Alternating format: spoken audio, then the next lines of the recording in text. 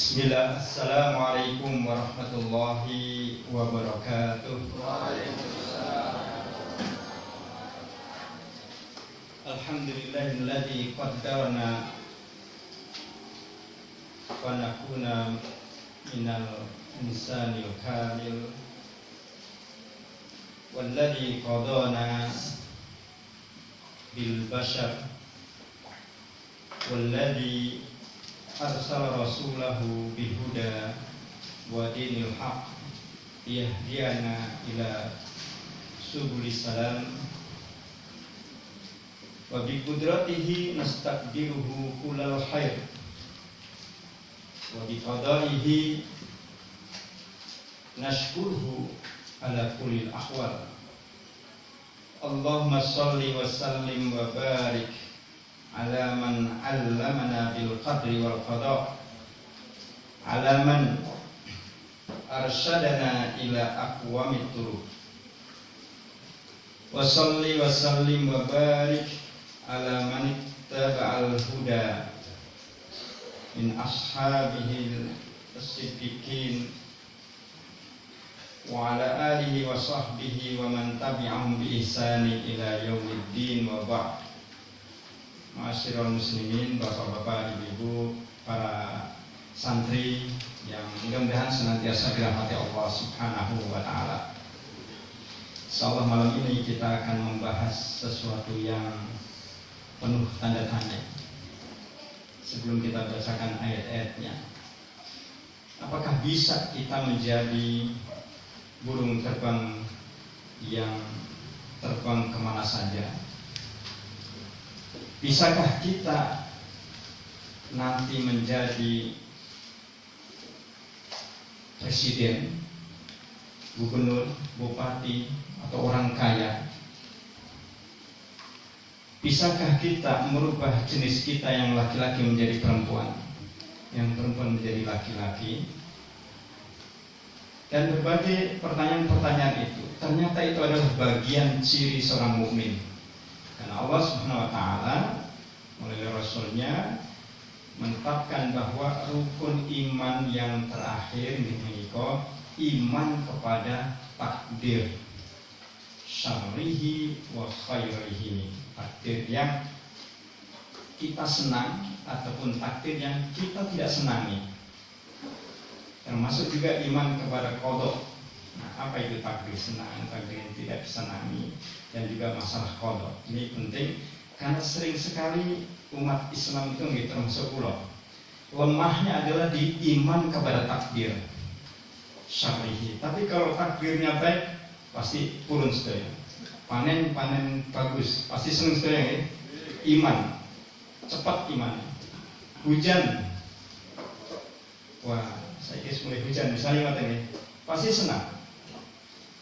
Nah, yang sulit adalah ketika takdir itu tidak kita sukai, kemudian kita sebut ini musibah, ini celaka dan sebagainya.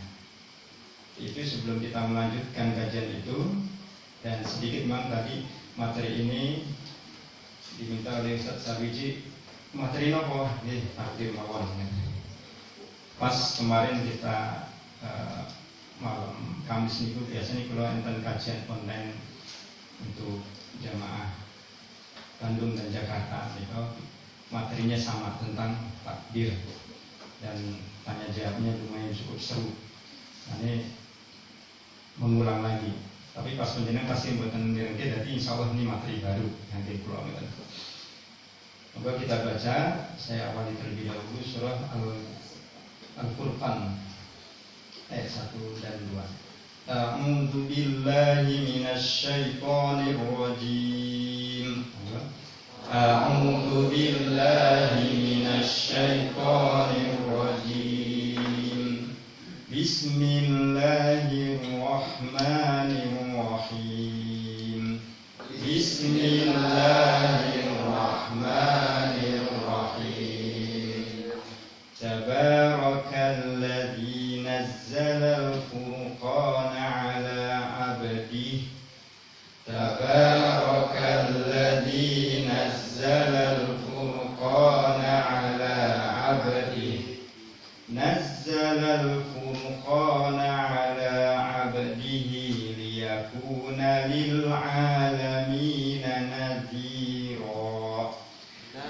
nazzalal furqana ala abdihi liyakuna lil alamina nadhira.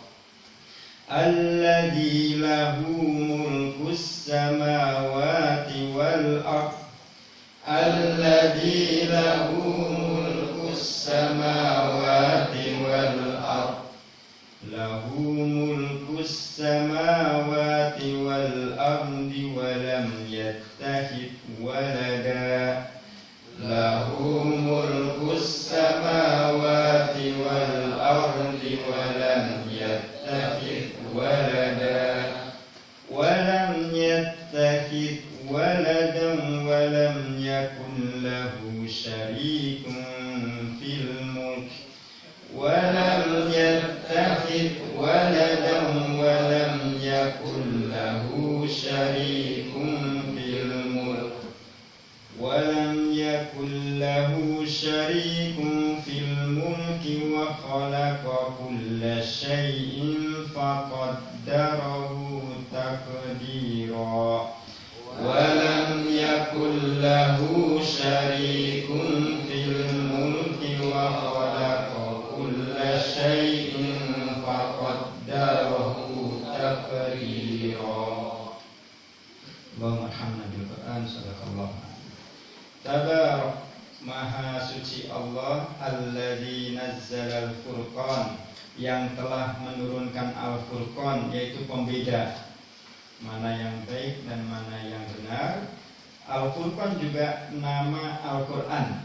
Al-Quran memiliki makna, memiliki nama yang beragam, diantaranya Al-Kitab, kemudian Al-Furqan, kemudian At-Tanzil, Asy-Syifa, dan seterusnya. Nah, Al-Furqan adalah salah satu nama Al-Quran. Ala abdihi, diturunkan kepada hambanya, ai Muhammad sallallahu alaihi wasallam. Hamba Allah yang paling dekat adalah Rasul Muhammad sallallahu alaihi wasallam.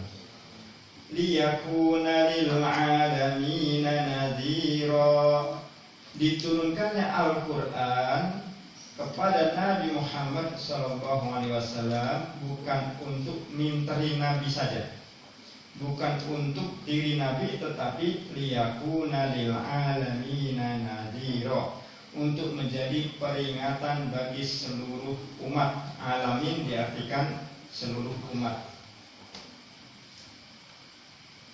Alladzi lahu mulkus samawati wal ardh, yang menciptakan, dialah yang menurunkan Al-Quran, yaitu yang miliknya kerajaan langit dan kerajaan bumi, atau kekuasaan langit dan kekuasaan bumi.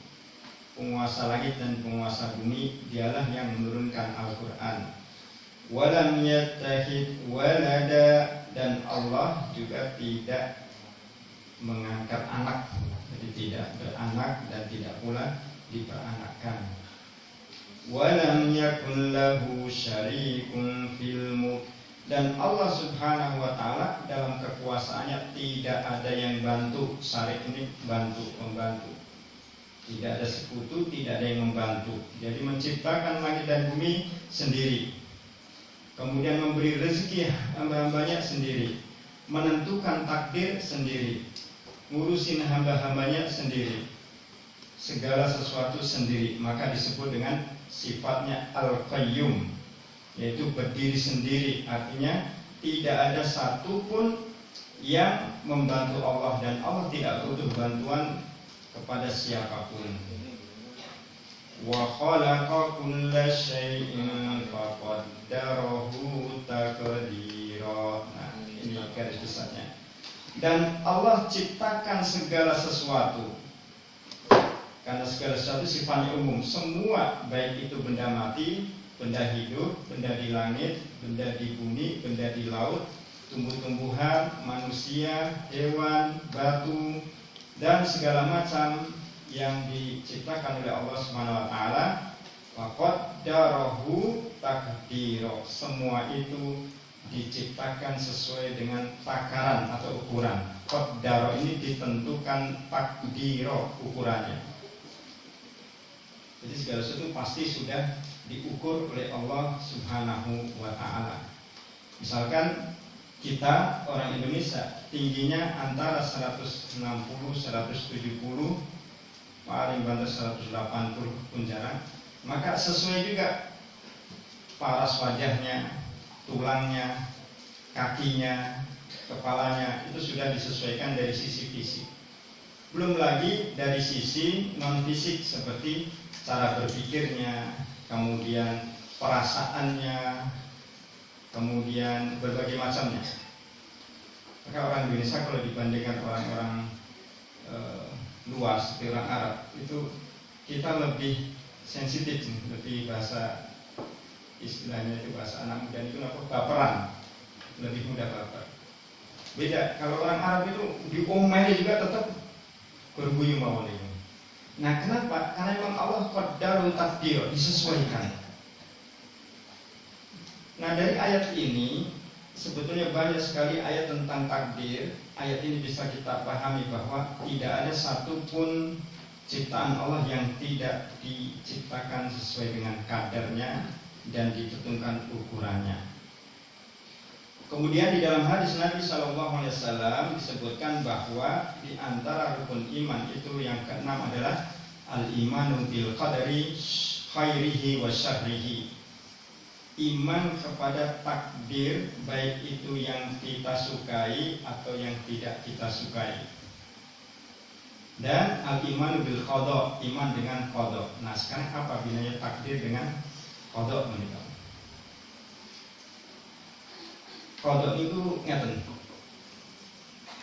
Kita diciptakan, saya diciptakan sebagai seorang laki-laki. Mau saya berusaha bagaimanapun supaya berubah menjadi perempuan, mau dioperasi plastik, mau bagaimanapun, mau pakai lipstik, pakai berbagai macam, pakai kerudung, pakai apa semua, tetap sifat dan sikap laki-laki tidak akan bisa hilang. Tetap tidak akan bisa haid, tidak akan bisa, tidak punya jiwa perempuannya. Itu namanya takdir yang tidak bisa berubah. Nah ini perlu kita imani. Atau sebagian ulama menyebut dengan istilah qada. Meski ini istilah ini ada juga yang memperdebatkan, tapi kalau saya pribadi lebih cenderung istilah qada adalah takdir azali, takdir yang tidak bisa dirubah. Maka jika ada seorang laki-laki yang merubah dirinya menjadi perempuan atau disebut dengan waria, kemudian dia berlagak seperti seorang wanita, tetap dia adalah laki-laki. Ketika meninggal, sholatnya adalah sholat laki-laki. Gak boleh sholatkan dengan tata cara perempuan. Kenapa? Karena itu qada.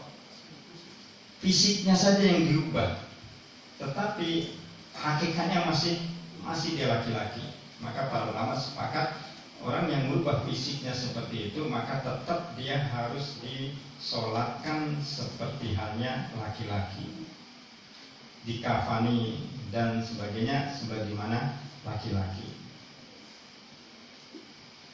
Contoh yang lain, kullu nafsin dha'iqatul maut, berdasarkan ayat ini, setiap yang bernyawa itu pasti mati. Maka tidak ada yang bernyawa tidak mati, pasti mati. Coba sampai sekarang yang usianya sampai 200 tahun, saya enten buatan 200 tahun yang lalu yang lahir pun bener enten ya.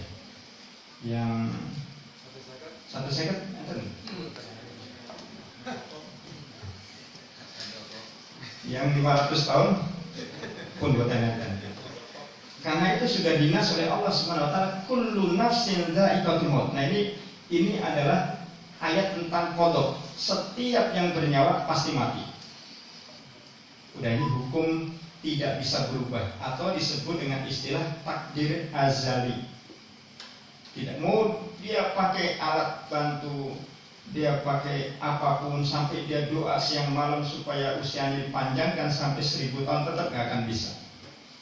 Karena kata Nabi, ummati ma baina sittina ila sab'ina. Umatku itu antara 60 sampai 70 atau lebih sedikit. Jadi karena kalimatnya lebih sedikit, tidak mungkin sampai 200 tahun. Ini namanya qada yang tidak bisa dirubah meski dengan usaha, meski dengan doa nggak akan pernah bisa dirubah. Contoh lagi, kita hidup di era ini, bisa nggak kita merubah diri kita hidup harusnya di masa Nabi? Kira-kira bisa bukan ya? Merubah hidup kita menjadi pada masa Nabi? Nggak bisa, karena itu sudah dikodokkan. Begitu juga kita, ya Allah, saya sudah lahir ini, saya sekarang minta di cancel, nanti saja. Hidup saya nanti, kira-kira kalau Indonesia sudah makmur, sejahtera saja. Sekarang mumet ya Allah, nanti saja kalau sudah diambil semuanya sudah. Nggak akan bisa. Karena itu disebut dengan kodok, tidak akan bisa diusahakan apapun. Maka ini kita perlu imani, diimani, diterima. Oh ya, saya diciptakan sebagai laki-laki, diterima sebagai laki-laki. Kita diciptakan di era ini, kita terima. Kita diciptakan menjadi orang Jawa, kita terima. Kita dilahirkan di Jawa, kita terima. Nah, itu semuanya adalah Allah Subhanahu wa Ta'ala telah tetapkan kita. Nah, sekarang bagaimana dengan takdir? Takdir itu banyak maknanya. Di antara maknanya ukuran. Makna yang lain adalah segala sesuatu yang masih bisa diupayakan. Contoh, mati itu tadi takdir apa kodok ini? Kodok ya, sudah nggak akan bisa berubah. Tapi cara mati itu takdir yang bisa diusahakan. Mau mati di Palestina atau mau mati di tempat hiburan atau mati dalam keadaan husnul khotimah. Nah, ayatnya jelas dalam surah Al-Imran, ya ayyuhalladzina amanu taqullaha wala tamutunna illa wa antum muslimun. Allah melarang kita mati kecuali dalam keadaan Islam. Kalau ada larangan berarti ada khiyar. Apa khiyar itu? Pilihan. Ketika Allah melarang makan sesuatu, maka kita bisa memilih yang lain. Ketika kita dilarang mati kecuali dalam keadaan Islam, maka kita harus memilih mati dalam keadaan Islam. Wala tamutunna illa wa antum muslimun. Jangan sekali kalian mati kecuali dalam keadaan Islam. Nabi juga mengajarkan kepada kita agar selalu berdoa, ya Allah, inna nas'aluka husnal khotimah. Matikan hamba dalam keadaan husnul khotimah. Ini berarti doa dan cara mencari takdir baik supaya kita mati dalam keadaan husnul khotimah. Itu takdir yang bisa dirubah. Termasuk jodoh itu takdir juga. Nah, makanya sampai Nabi memberikan 4 pilihan. Tungkahul mar'atu li arba, nikahilah wanita karena 4 hal. Ada li jamaliha karena kecantikannya, ada li hasabiha karena keturunannya, ada li maliha karena dia kaya, tapi ada li diniha karena agamanya. Dan pilihlah agamanya taribat diadab. Pilih agama itu yang akan membuat hidupmu lebih tenang, tentram. Nah, ini berarti memilih wanita itu sebagai upaya takdir yang bisa dirubah. Pilihan kita. Setelah itu baru keputusan akhir itulah yang kita serahkan kepada Allah Subhanahu wa Ta'ala.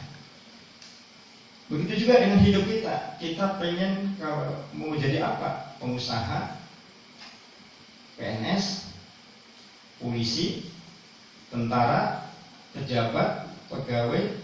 Nah, untuk menjadi itu maka kita diberikan ikhtiar. Kalau pengen jadi PNS, ya kalau dulu honorer guru, masuk di dunia pendidikan. Kalau menjadi pengusaha, terjun di usaha, ya harus belajar dagang, harus banyak berkecimpung dalam hal bisnis, banyak ngobrol dengan pengusaha, banyak mencari relasi, banyak mencari sumber-sumber modal dan sebagainya.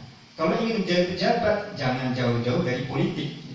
Ya harus dekat dengan politik, terjun di politik, karena jalur pejabat itu politik. Terus kalau ingin jadi seorang ustadz dari ulama, harus jangan jauh-jauh dari masjid, jangan jauh-jauh dari buku, dari Al-Quran, terus mendekat. Nah, itu artinya kita menjemput takdir yang kita inginkan.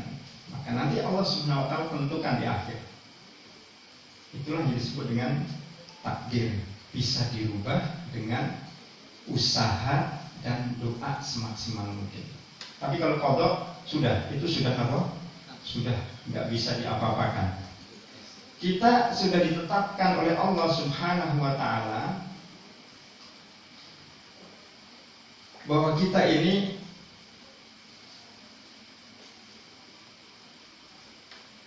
diciptakan memiliki satu kepala, dua kaki, dan dua tangan.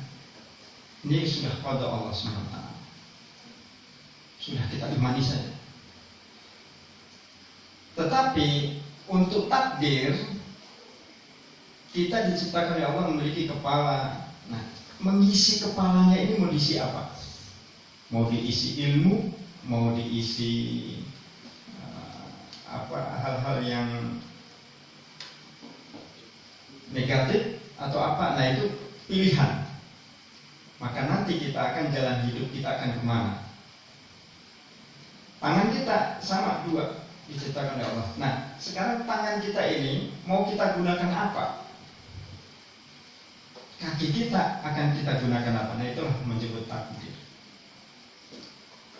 Jadi kalau qada sudah konkret tidak bisa dirubah. Yang masih bisa adalah takdir. Nah, sekarang kasusnya ada seorang santri misalkan bercita-cita hafal Quran, maka cara meraih takdir hafal Quran adalah dengan cara menghafal setiap hari di halaqah, setorkan hafalannya, kemudian murojaah, kemudian sabar dalam menghafal Quran sampai akhirnya dia menjadi penghafal Quran. Berarti dia mendapatkan takdir baik namanya.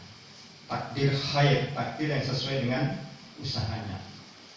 Ini pembahasan kedua.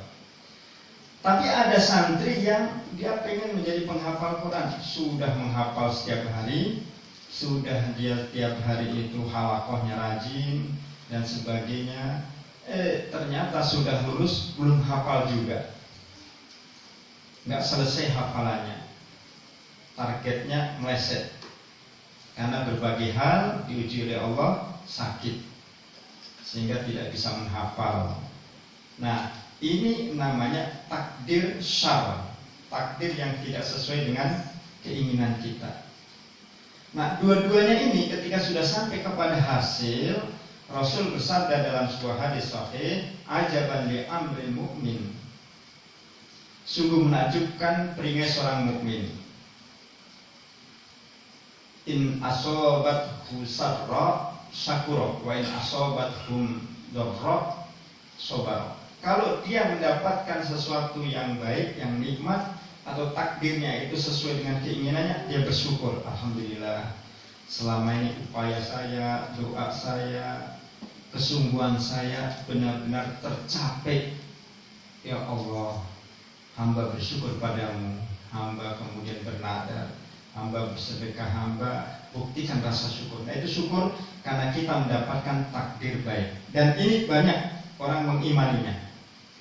Tetapi bagi orang yang kedua tadi tidak tercapai, ada dua tipe. Ada yang tipe pertama yaitu sebagaimana disebutkan dalam hadis tadi, sobaro. Ya Allah, saya sudah semaksimal mungkin, tapi ternyata hasilnya ini. Saya percaya Engkau ada skenario yang lain, ya Allah. Hamba bersabar ya Allah dan tetap husnudzon kepada Allah. Hamba rela, raditu billah, aku ridho kepada keputusan Allah SWT. Karena pada akhirnya saya tidak selesai hafalan, padahal usaha saya sudah melebihi dari teman-teman yang sudah hafal itu.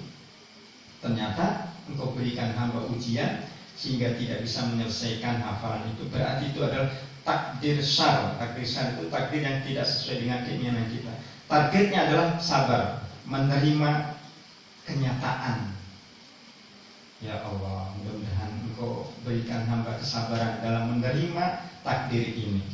Hamba yakin sebagaimana dalam surah Al-Ankabut, ahasiban nas ayutraku ayyaqulu amanna wa hum la yuftanun.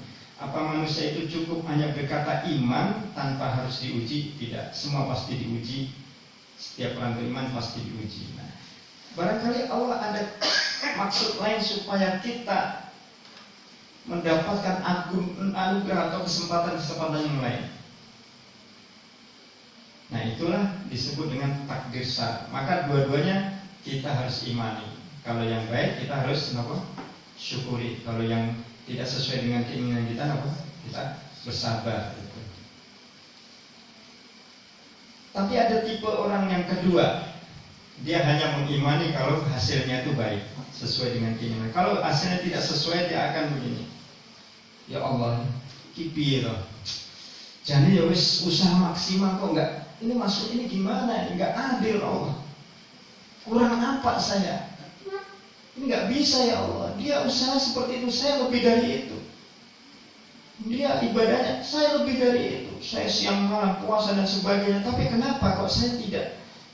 Justru saya seperti ini. Ya Allah, ini kenapa? Akhirnya orang yang seperti ini disebut dengan tay'asu min rahmatillah. Orang ini disebut dengan putus asa dengan rahmat Allah Subhanahu wa taala. Nah, ini ujian terberat ketika kita mengimani takdir. Dan kata Nabi, kata Allah Subhanahu wa taala, janganlah kalian putus asa atas ketentuan-ketentuan Allah, karena itu diantara sifat-sifat orang yang tidak percaya dengan takdir. Dan puncak keimanan seseorang adalah ketika dia mampu mengimani takdir yang tidak sesuai dengan keinginannya. Dia sudah maksimal, tapi ternyata tidak juga.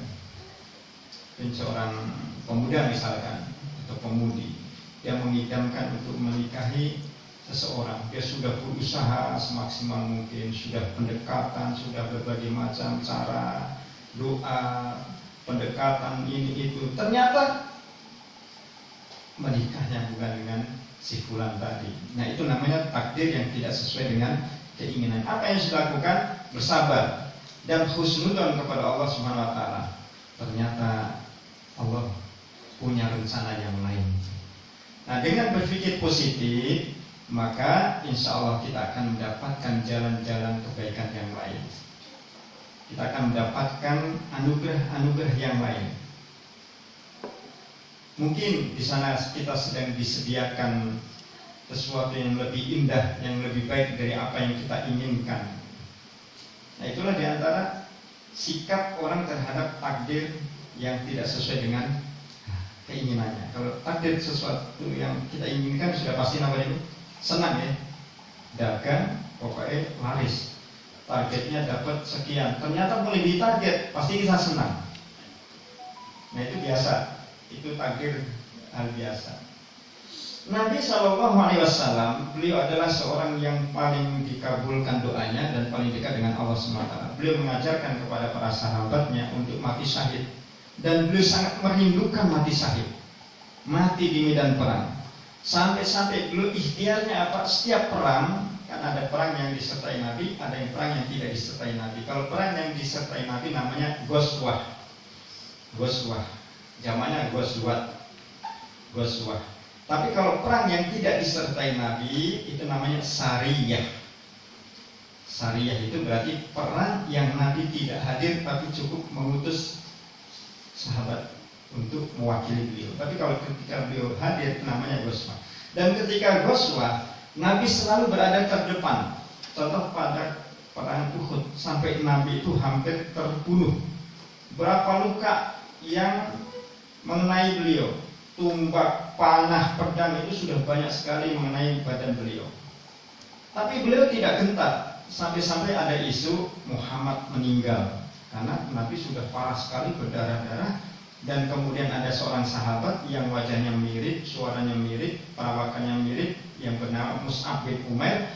Beliau menghalangi Nabi supaya tidak terkena lemparan tumbak. Kemudian orang-orang kafir Quraisy mengira Mus'ab bin Umair ini Nabi Muhammad SAW karena mirip. Dibunuhlah Mus'ab bin Umair dengan cara ditumbak, dipedang berkali-kali.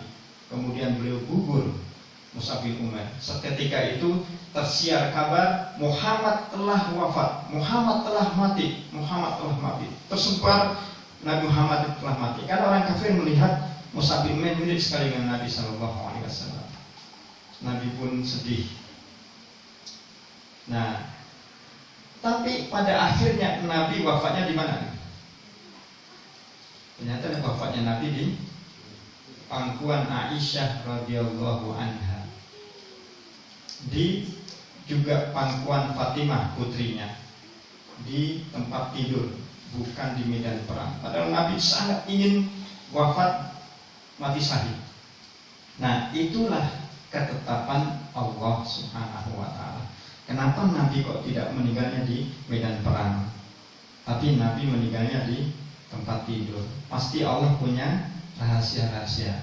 Ada hal-hal yang kita tidak pahami, maka situlah diimani. Pernah juga ketika Rasul SAW wafat, ada seorang sahabat sampai tidak percaya, yaitu Umar bin Khattab radhiyallahu anhu. Ketika diberitakan bahwa Rasul wafat, Umar kemudian pulang. Tidak mungkin Muhammad meninggal, tidak mungkin Muhammad meninggal. Saking beliau cinta sekali dengan Rasul Muhammad SAW, sampai beliau memahami bahwa Muhammad ini seorang manusia istimewa yang tidak akan mati. Sampai segitunya, sampai tidak percaya. Meski sebetulnya dia tidak sampai situ, karena beliau tidak percaya bahwa Nabi Muhammad itu wafat. Muhammad tidak mati, Muhammad belum mati. Kemudian didekati oleh Abu Bakar dan dinasihati. Kemudian Abu Bakar membacakan ayat yang turun kepada Rasul SAW sebelumnya, yang didengar oleh Abu Bakar. Wa ma Muhammadun illa rasulun qad khalat min qablih afa immat. Muhammad itu tidak lain hanyalah manusia yang diutus oleh Allah seperti para nabi sebelumnya, maka dia pun juga bisa mati. Nah, ketika disampaikan ayat ini, baru Umar bin Khattab, beliau meneteskan air mata. Seketika itu beliau lemas dan bersedih ditinggalkan oleh Rasulullah SAW. Beliau baru pahami, ternyata kematian itu adalah qada yang tidak bisa ditawar-menawar. Hanya kapan, kemudian caranya, di mana, inilah yang bisa diusahakan. Tetapi meski demikian, Rasul SAW itu ada penyebab kematiannya. Sudah tahu semua kematian Rasul itu apa kira-kira? Karena sakit-sakitnya kenapa nih? Ternyata kematian Rasul itu ketika beliau mau wafat, beliau katakan gini, sakit yang mengenaiku karena racun itu telah hilang, wahai Fatimah. Nah, ternyata 2 tahun yang lalu ketika perang Khaybar, Rasul SAW bersama para sahabatnya bisa merangsek, mendobrak benteng Khaybar orang Yahudi, dan Rasul diracun. Karena beliau itu sangat senang dengan kambing muda bakar. Jadi beliau dikasih kambing muda bakar dengan beberapa sahabat. Ada salah satu sahabat yang mau makan, ditahan oleh Rasul, kemudian Rasul mencoba. Tapi ada salah satu pemuda yang keduluan makan, langsung seketika itu meninggal. Dan Rasul pun makan juga, tapi Rasul hanya merasakan badannya tidak nyaman dan bisa bertahan sampai 2 tahun. Jadi sebab utama wafatnya Nabi SAW diantaranya adalah karena beliau diracun pada waktu perang Khaybar atau 2 tahun sebelum wafat beliau di medan perang.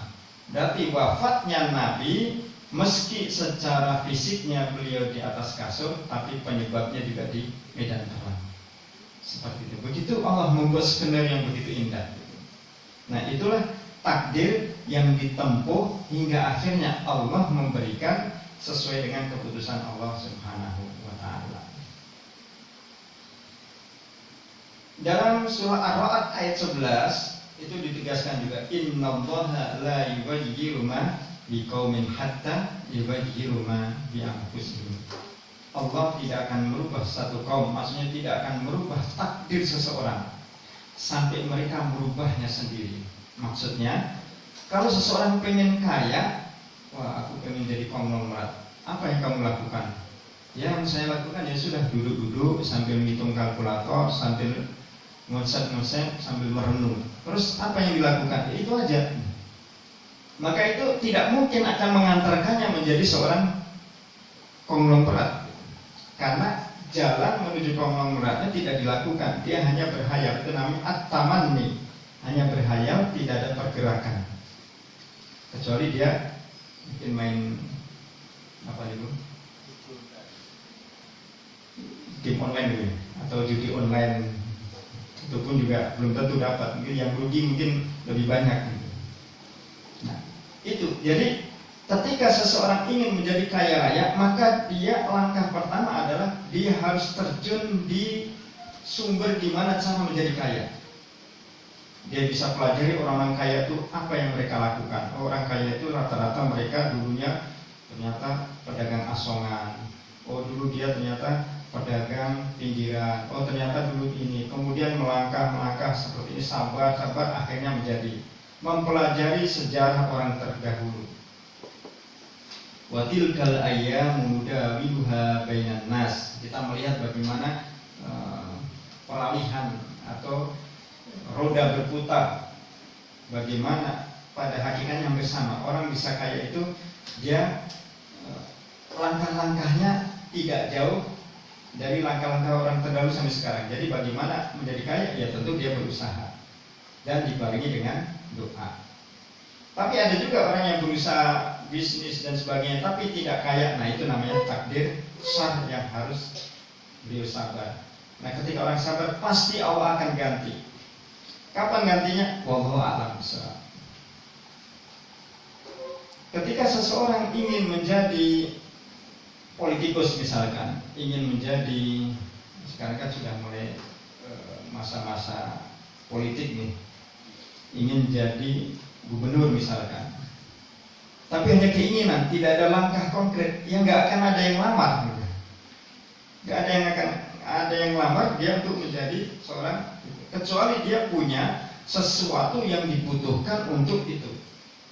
Kemudian dia dilirik oleh orang-orang politikus, atau dia terjun di politik, maka kesempatannya akan ke sana. Jadi berarti itu adalah takdir baik yang sesuai dengan keinginan. Tidak jadi, itu namanya takdir syar, takdir yang tidak sesuai dengan keinginannya. Kalau jadi dia harus syukuri, kalau tidak jadi dia harus bersabar. Maka Islam ini ternyata logis. Islam selalu mengajarkan bagaimana manusia itu terus berpikir logis. Termasuk sekarang di era global ini, pengatur dunia ini adalah negara-negara yang memiliki hak veto. Itu ada berapa negara? 9 ya, 9 negara. Nah, kemarin ada resolusi tentang penyerangan melalui serangan darat ke Israel. 9 negara yang tidak setuju hanya 4, yang 5 setuju semuanya. Yang tidak setuju itu Rusia, Cina, Turki, dan Angola. Yang lain setuju. Ternyata mereka-mereka ini yang menentukan dunia ini. Mereka siapa? Mereka adalah para pemenang Perang Dunia Kedua. Para pemenang Perang Dunia Kedua itu mereka punya saham, punya investasi untuk menentukan kebijakan, termasuk Prancis, Inggris, Amerika. Mereka selalu bersekutu dalam menentukan kebijakan-kebijakan. Makanya orang Arab itu orang kaya-kaya, sumber daya alamnya luar biasa. Kalau dibandingkan dengan orang Eropa jauh. Minyaknya saja mereka luar biasa. Belum lagi pemasukan dari orang haji, umroh, kemudian berbagai macam, itu juga luar biasa. Dari sisi sumber daya alam luar biasa. Dari sisi sumber daya manusianya mereka kuat-kuat. Orang-orang Timur Tengah itu kalau perang itu mampu perang bertahun-tahun tidak berhenti. Kaki ketembak itu masih bisa lari dan masih bisa nyerang. Tangan kepotong itu masih sempat nyerang, masih sempat bukan hanya menyerah tapi bertempur. Buktinya Timur Tengah itu kalau perang itu lama sekali. Syria nih bertahun-tahun, dulu Irak, Libya. Coba bandingkan dengan perang-perang yang lain seperti Ukraina dengan Rusia ya. Baru beberapa saat sudah kehabisan energi semuanya, kehabisan, lemes semuanya. Nah, untuk Timur Tengah luar biasa dari sisi fisik. Jadi dari modal harta besar, dari fisik juga luar biasa, semangatnya juga luar biasa. Tapi kenapa orang-orang Timur Tengah itu tidak pernah menguasai dunia sekarang? Bahkan mereka selalu di bawah tekanan Barat, gitu, terutama orang Amerika. Gitu. Kenapa? Yaitu karena mereka tidak mau memilih takdir menjadi penguasa dunia. Karena jalan untuk menjadi penguasa dunia harus menang perang. 9 negara tadi adalah para negara-negara yang menang perang. Dan menang perang itu korban, harus berani berkorban. Nah, negara-negara Arab sekarang lebih banyak diam, lebih banyak menikmati kekayaan dan kenikmatan. Pada akhirnya nanti meninggalnya seperti Saddam Hussein, kemudian Muammar Gaddafi, kemudian Assad. Mereka hanya berjuang masing-masing memperjuangkan kelompoknya, memperjuangkan negaranya, tidak mau bersatu. Ya sudah. Seandainya orang Arab itu mereka mau berjuang seperti zaman dahulu, seperti zaman Abbasiyah, seperti zaman Andalusia, maka benar-benar menjadi kekuatan yang hebat. Karena pernah dibuktikan dahulu orang-orang Arab itu menguasai dunia, di Spanyol juga menguasai. Nah, ini pilihan takdir. Umar bin Khattab radhiyallahu anhu pada peristiwa Ta'un, ini waktu pandemi kemarin ini sangat populer itu. Umar bin Khattab ketika beliau mau pergi ke Syam, di Syam itu terjadi wabah Ta'un. Beberapa para sahabat ada di Syam, di antaranya adalah Ubaidah bin Jarrah. Nah, ketika Umar mau masuk, ditahan oleh seorang sahabat. Wahai Umar, di Syam itu sedang terkena Ta'un. Apakah kamu tetap akan masuk? Kemudian Umar menjawab, tidak, aku akan kembali ke Madinah. Kemudian ditanya lagi, kenapa kamu akan berpaling dari takdir yang telah Allah tetapkan? Apa kata Umar? Aku ingin berpindah dari satu takdir ke takdir yang lain. Aku ingin merubah dari takdir satu ke takdir yang lain. Akhirnya Umar bin Khattab kembali ke Madinah dan selamat, beliau tidak termasuk yang korban Ta'un. Sementara para sahabat yang lainnya mayoritas terkena Ta'un dan wafat di Syam. Mayoritas yang ada di Syam mayoritas meninggal. Seperti kemarin pada masa Covid gitu. Jadi mereka meninggal semuanya karena mereka memilih berada di Syam. Sementara Umar bin Khattab beralih dari satu takdir ke takdir yang lain. Karena beliau yakin innallaha la yughayyiru ma biqaumin hatta yughayyiru ma bi anfusihim.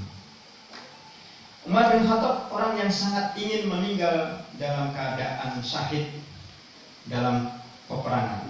Tapi ternyata Umar bin Khattab tidak meninggal di peperangan. Justru beliau meninggalnya ketika sholat subuh ditusuk oleh orang Yahudi namanya Abu Lu'lu'ah.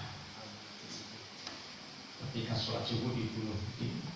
Nah, keinginan beliau yang meninggal di medan perang pun diganti oleh Allah dengan meninggal dalam keadaan sholat, lebih mulia lagi. Dan yang membunuh bukan orang muslim tapi orang kafir. Itu begitu nikmatnya gitu. Dan itu termasuk syahid karena dia sedang sholat dan memperjuangkan agama Allah SWT. Bapak Ibu dan para santri, para jamaah yang Allah SWT, itulah memahami takdir hidup. Jadi kita harus bisa memilahkan mana ketetapan yang tidak mungkin dirubah. Kalau itu sudah, itu ranahnya Allah, nggak perlu kita rubah-rubah. Tetapi hal-hal yang masih kita diberi kebebasan tergantung kita. Sampai menjadi iman dan kufur pun itu Allah berikan kebebasan kepada kita. Maka disebutkan faminhum inna hadainahu sabila dalam surah Al-Insan. Kami berikan kepada manusia itu petunjuk. Imma syakira wa imma kafura. Ada yang memilih menjadi syukur beriman, ada yang memilih menjadi kufur. Tergantung manusianya. Dia milih kemana. Nah, cara memilihnya juga bukan hanya sekedar milih, tentu jalan mana yang harus dia tempuh. Ketika dia memilih untuk beriman, maka dia harus lebih dekat dengan komunitas orang-orang beriman. Karena Nabi mengatakan, bersabda, orang itu seperti bergaul dengan pandai besi maka akan terkena pandai besi. Bergaul dengan minyak wangi akan terkena dengan minyak wangi. Ketika dia memilih kekufuran, maka hidupnya dia lebih memilih hidup bersama orang-orang yang bukan ahli ibadah, tapi orang ahli maksiat dan sebagainya. Meski berdalih ya bergaul dengan siapa saja, betul bergaul dengan siapa saja, tapi kita tidak boleh terlalu dekat dalam pergaulan kepada orang-orang yang kufur, karena mau tidak mau seperti sabda Nabi tadi, berarti kita memilih takdir ke sana. Begitu juga dengan masalah kematian. Ketika hidupnya sering di dalam kemaksiatan terus dan benar-benar tidak terbesit di dalam hatinya untuk meninggal dalam keadaan husnul khatimah, hari-harinya benar-benar dia ya sudah terjebak dalam kemaksiatan. Meski Allah masih memberi peluang bertobat, tetapi rasa-rasanya kalau mengikuti konsep takdir tadi, kalau dia tidak merubah dirinya, maka dia pun pada akhirnya akan sama dalam keadaan seperti itu. Karena husnul khatimah itu dibangun menjadi kebiasaan, tabiat, min tabiati wa bi'atihi, tabiat dan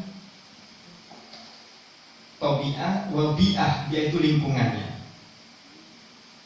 Maka orang-orang yang senantiasa mendekat ataupun sering bergaul ataupun banyak berteman dengan orang-orang yang ahli ke masjid, otomatis kita akan tergerak untuk ke masjid.